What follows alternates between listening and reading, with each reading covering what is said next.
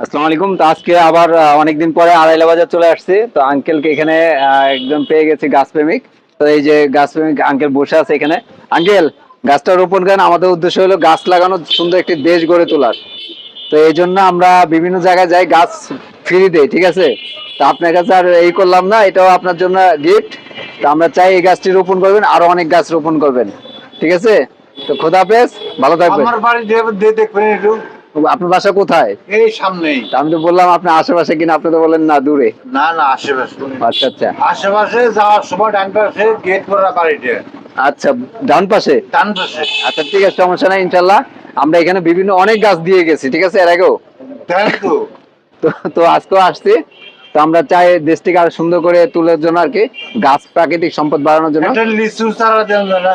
লিচু চারা এখন আমাদের স্টকে নাই। আমাদের স্টক আছে জাম্বুরা, জলপাই, মানে কাঠ গাছ, ফল গাছ, এগুলো আর কি। কার কাছে বাড়িতে প্রচুর।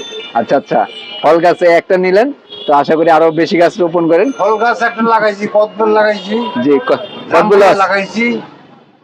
আর লিচু গাছ, জলপাই গাছটা বড় হয়েছে দাদা। রাত্রে ধরে সাজিয়ে দিছে, পয়সা দিছে। ঠিক আছে আঙ্কেল, আসি তাহলে। এখন আমরা ওদিকে চলে যাই। তো সবাই বেশি বেশি গাছ লাগান, পরিবেশ বাঁচান। খোদা হাফেজ, আসসালামু আলাইকুম।